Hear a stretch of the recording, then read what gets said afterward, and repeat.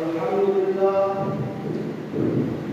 alhamdulillah ja'ala hadha al-yawm sayyid ayyam yawm al-jum'ah.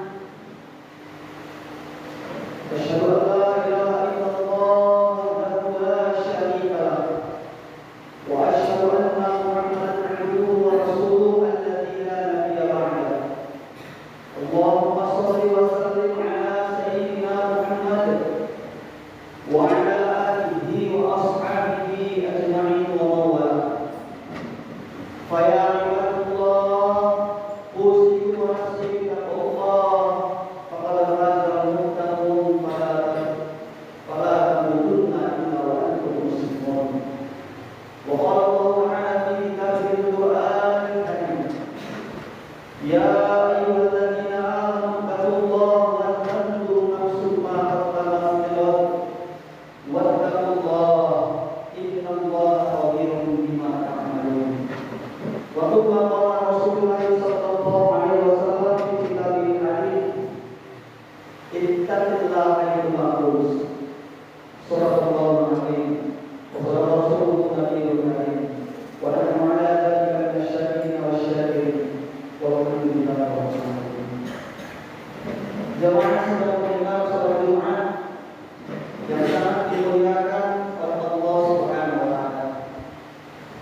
Hari ini kita berada di tanggal 24 bulan Syawal, mendekati akhir daripada bulan Syawal yang sudah kita lalui jelas adalah bulan Ramadan, di mana di bulan Ramadan telah kita lalui. Di bulan Ramadan mungkin kita jumpai satu ayat yang menarik yang berbunyi, ya ayyuhalladzina amanu kutiba 'alaikumus shiyam kama kutiba 'alal ladzina min qablikum la'allakum tattaqun. Setidaknya ada 3 poin dari ayat itu. Dan apa kaitannya dengan bulan ini? 3 poin pada ayat yang tadi kita bacakan, surah Al-Baqarah ayat 143. Yang pertama, ya ayyuhalladzina amanu kutiba 'alaikumus shiyam. Hukum bahwasanya puasa itu wajib. Kama kutiba 'alal ladzina min qablikum. Sebagaimana orang-orang yang dulu sebelum umat Nabi Muhammad, ada umat-umat terdahulu, umat Nabi Musa, umat Nabi Isa, bahkan tidak kenal dengan puasa Nabi Daud. Dulu mereka puasa. Kemudian yang ketiga poinnya, tujuan daripada puasa itu, kenapa umat terdahulu puasa, umat Nabi Muhammad kita semua juga berpuasa. Tujuannya di poin yang ketiga, la'allakum tattaqun, agar kita mencapai kategori takwa kepada Allah. Fi ayyi makan, fi kulli maqam, fi kulli hal, apapun kondisi, seperti apapun situasi, bagaimanapun perjalanan yang kita lewati, apapun yang terjadi, Rasulullah bersabda, ittaqillaha ayyuhal ma'ruf, bertakwa kepada Allah Subhanahu wa taala. Lantas apa kaitannya dengan bulan Syawal ini? Syawal berasal dari kata syala. Syala setimbangan atau sepakat dengan kata irtafa, artinya adalah menaikkan, meninggikan, atau yang lebih tepat dengan meningkatkan. Artinya dulu di bulan suci Ramadan kita berupaya membina iman dan takwa. Kita di bulan suci Ramadan mungkin dunia rutin berpuasa, tidak ada salahnya di bulan Syawal ini kita puasa 6 hari. Masih ada 6 hari di akhir bulan Syawal ini masih bisa kita puasa yang dulu. Di bulan puasa kita rutin membaca suci Al-Quran, tilawah Al-Quran, mengaji kitab suci Al-Quran. Di bulan Syawal ini harapannya kebiasaan kita di bulan puasa masih terus bisa kita laksanakan, meningkatkan kebiasaan-kebiasaan seperti yang kita lakukan di bulan Syawal. Di bulan Ramadan biasanya kita mungkin bersedekah, di bulan Syawal ini tidak ada salahnya juga kita untuk merutinkan bersedekah. Jamaah sedang mendengar sholat Jumat yang senantiasa dimuliakan oleh Allah Subhanahu wa taala. Ini menunjukkan bahwasanya yang namanya takwa sangat penting. Lantas apa takwa itu? Takwa dalam kitab Al-Qayyim dijelaskan berasal dari huruf takwa itu sendiri. Yang pertama ada huruf ta, yang kedua ada huruf ta, yang ketiga ada huruf wa, dan yang terakhir yang keempat ada huruf ya. Tanya adalah tawadu. Apa itu tawadu? Merendahkan hati kita, merendahkan diri kita di hadapan Allah Subhanahu wa taala, bukan di hadapan manusia. Dulu ketika terjadi banjir yang terhebat di masa dulu, tidak ada satu banjir yang dapat mengalahkan hebatnya yang terjadi di zaman Nabi Nuh. Ketika itu kapal perahu Nabi Nuh terombang-ambing di tengah lautan di Nahdlatul. Semua gunung yang tinggi-tinggi mereka bangga hati. Ini kisah bisa kita intip dalam kitab Qur'an Nasir. Banyak gunung-gunung yang besar yang tinggi mereka berbangga hati. Nanti kalau Nabi Nuh akan singgah, akan berlabuh di tempatku di gunung ini. Tapi ada satu gunung yang tidak terlalu tinggi, bahkan termasuk terkategori gunung yang rendah. Dia bertawadu. Mana mungkin layak, tak mungkin, tak pantas kapal Nabi Nuh akan berlabuh di tempatku. Ternyata di gunung itulah kapal Nabi Nuh berlabuh. Itulah yang kita kenal dengan Bukit Juri, bukan Gunung Juri, tapi Bukit Juri. Jadi tawadu itu seperti apa? Tawadu itu adalah merendahkan diri kita, merendahkan hati kita di hadapan Allah Subhanahu wa taala. Itu kenapa kita sholat 5 waktu selalu menggunakan sujud sebagai salah satu mediasi sholat. Tempat yang paling tinggi bagi manusia adalah kepala. Bahkan saat tidur pun kalau tak pakai bantal tak nyaman rasanya. Itu kepala maunya kita dinaikkan terus, tidak mau sejajar dengan badan. Bahkan ketika ada yang memukul kepala kita, emosi, marah jadinya. Karena kepala fitrah, kepala disentuh muncul emosi. Kepala tempat tertinggi, tempat paling mulia dalam tubuh manusia. Tapi ketika kita sholat, kita rendahkan kepala kita sujud, tempat yang paling hina, tempat yang diinjak-injak, tempat yang dipijak-pijak, disitulah kita letak kepala kita menghadap Allah Subhanahu wa taala. Maka ketika orang tak mau sholat, inilah orang yang sombong, tak mau menyembah Allah Subhanahu wa taala. Sehingga sampai rendahnya kepala, bahkan lebih rendah lagi dibandingkan punggungnya ketika sholat.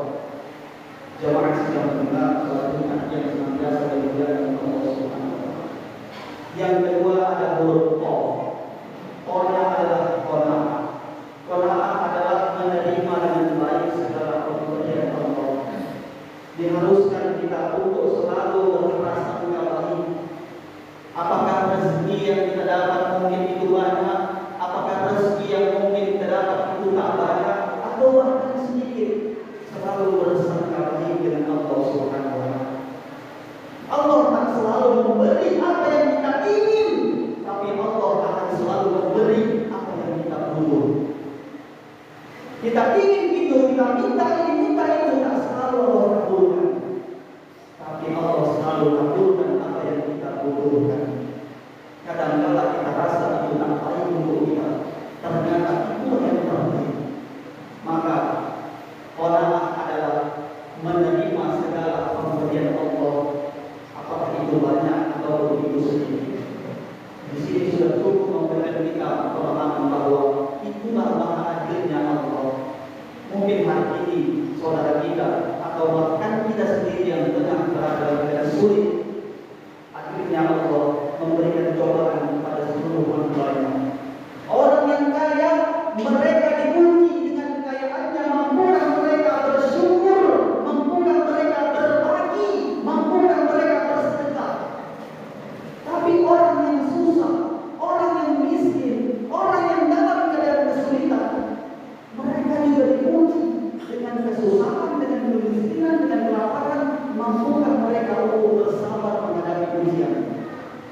Kalau Allah sudah ingin kun kata Allah, fayakun jadinya.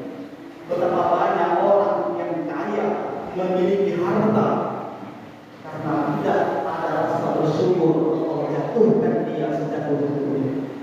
Tapi berapa banyak orang yang miskin, ketika Allah mau mengangkat derajatnya, Allah naikkan. Wa may yattaqillaha yaj'al lahu makhraja. Siapa yang bertakwa kepada Allah, Allah akan berikan kepadanya jalan keluar. Wa may yarzuqhu min haitsu la yahtasib. Dan barang siapa yang bertakwa kepada Allah, Allah akan keluarkan padanya rezeki dari jalan yang tak diduga-duga, dari jalan yang tak disangka-sangka. Bagaimana cara kita memandang kebahagiaan itu? Orang Inggris ditanya, apa yang kamu ingin untuk mereka pasti menjawab, I want to success. Orang Arab ditanya, ayo sulit, mereka akan menjawab, ingin najah.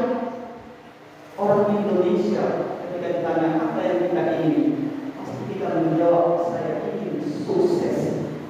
Lantas apa tolak ukur sukses kita? Kalaulah kebahagiaan Allah letakkan pada harta, berapa banyak orang yang punya uang, orang yang punya duit, orang yang punya emas, orang yang punya harta berlimpah, belum tentu bahagia di dunia. Kalaulah kebahagiaan tolak ukurnya pangkat tahta jabatan, berapa banyak orang yang punya pangkat tahta jabatan, belum tentu hidupnya bahagia. Ternyata tolak ukur bahagia itu adalah ketika kita mensyukuri semua yang Allah berikan. Itu Quran. Bukan karena ada rasa bahagia lalu muncul rasa syukur, tapi bersyukur dulu, baru akan muncul yang namanya bahagia, baru akan muncul yang namanya ketenangan. Itu makanya dalam kalimat azan yang sering dilantunkan ada rasa dari kata umum yang artinya umum telinga, artinya azan yang memang selalu tak terdengarkan. Pada kalimat hayya 'alas shalah, mari kita sholat, tidak mentok berhenti sampai di situ, tapi ada kalimat lanjutan hayya 'alal falah. Kenapa kita harus sholat? Hayya 'alal falah, jawabannya agar kita sukses. Falah diartikan sukses, falah diartikan kemenangan, falah diartikan kebahagiaan. Jamaah sedang mendengar sholat Jumat yang senantiasa dimuliakan Allah Subhanahu wa taala. Kemudian ada huruf yang ketiga, yaitu huruf wa. Wa-nya itu adalah wara. Wara itu adalah menjaga, memelihara diri kita dari yang halal dan yang haram. Tahu batasan mana yang halal, tahu batasan mana yang haram, tahu yang hak kita, yang milik kita, tahu yang mana bukan milik kita. Ketika kita lanjutkan dengan melakukan pemakaian terhadap yang haram, akibatnya sangat fatal. Anak bisa terkorbankan, yang kita pakai, yang kita makan bisa mengakibatkan kesialan, bahkan doa tidak dikabulkan Allah lantaran ada barang haram, ada pakaian atau segala yang haram yang dimakan. Dan yang terakhir adalah huruf iya. Iya itu adalah yakin. Itulah kembali kepada rukun iman. Alladzina yu'minuna bil ghaibi wa yuqimuna shalah. Beriman dulu sama yang gaib, baru memberikan yang namanya sholat. Makanya rukun sholat yang pertama adalah niat, yang terbagi menjadi tiga, ada rukun qauli, ada rukun qalbi, ada rukun fi'li. Yang diucap, yang dilakukan, tapi letak rukun yang pertama cuma satu rukun qalbi, itu letaknya di urutan pertama, itu niat. Jamaah sedang mendengar sholat Jumat yang senantiasa dimuliakan Allah Subhanahu wa taala. Barangkali ini saya dapat tapi sampaikan pada jemaat yang berbahagia ini, mudah-mudahan kita dapat bermanfaat buat kita semua khususnya pribadi. Barakallahu fi wa lakum fil Qur'anil azim wa nafa'ani wa iyyakum bima fihi minal ayati wa dhikril hakim. Barakallahu minna wa minkum bima wa'ahu innahu huwas samiul alim.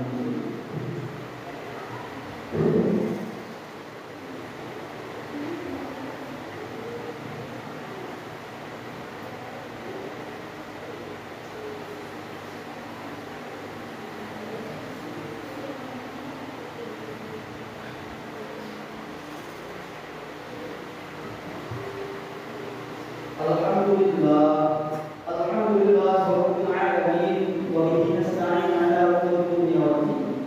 Asyhadu an la ilaha illallah al-haqqul haqqul mubin wa asyhadu anna Muhammadan Rasulullah sayyidul awwalin wal akhirin. Allahumma shalli wa sallim ala sayyidil mursalin sayyidil anbiya wa khatamin nabiyyin. Wa ya ibadallah usikum wa nafsi bittaqwallah faqad faza al-muttaqun fala tamutunna illa wa antum muslimun. Wa qala Allah ta'ala fi kitabil Qur'an, inna Allaha wa malaikatahu yusholluna 'alan nabi ya ayyuhalladzina amanu shallu 'alaihi wa sallimu taslima. Allahumma shalli 'ala sayyidina Muhammad wa 'ala ali sayyidina Muhammad. Allahumma ighfir lil muslimina wal muslimat wal mu'minina wal mu'minat al-ahya'i minhum wal amwat innaka 'ala kulli syai'in qadir. Allahumma anfa'na bima 'allamtana wa 'allimna ma yanfa'una wa warzuqna 'uluman tanfa'una fid dini wad dunya wal akhirah.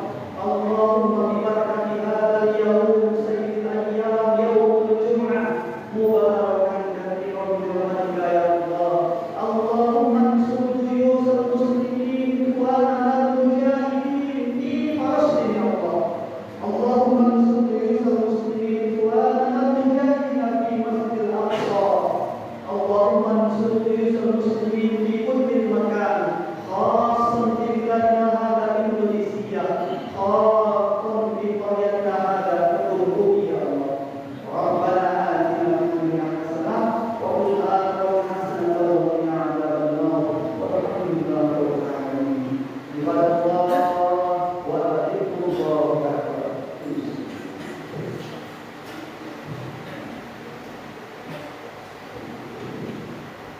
الله أكبر الله أكبر أشهد أن لا إله إلا الله أشهد أن محمدا رسول الله حي على الصلاة حي على الفلاح قد قامت الصلاة قد قامت الصلاة الله أكبر لا إله إلا الله.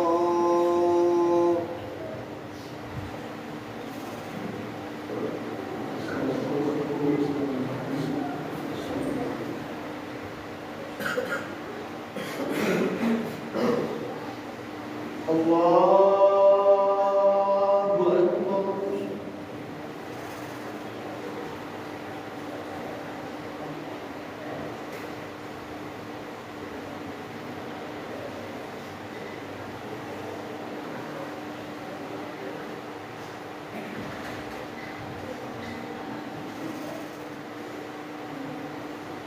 Bismillahirrahmanirrahim.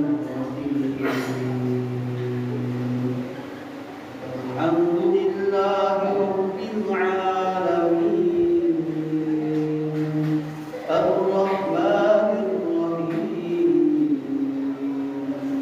Maliki yaumiddin. Iyyaka na'budu wa iyyaka nasta'in. اهدنا الصراط المستقيم صراط الذين أنعمت عليهم غير المغضوب عليهم ولا الضالين.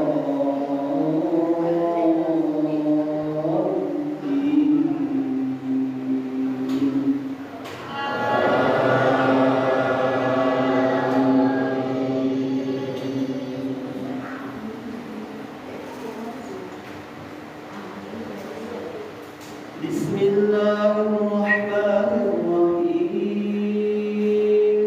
وإذ أخذنا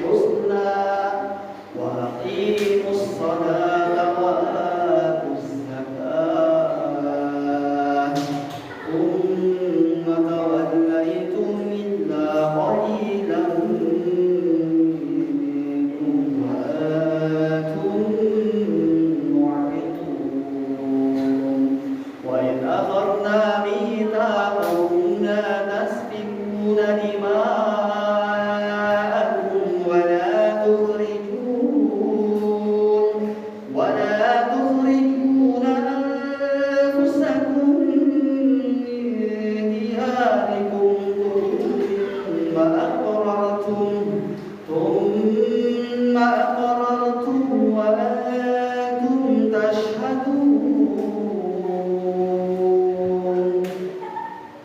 الله أكبر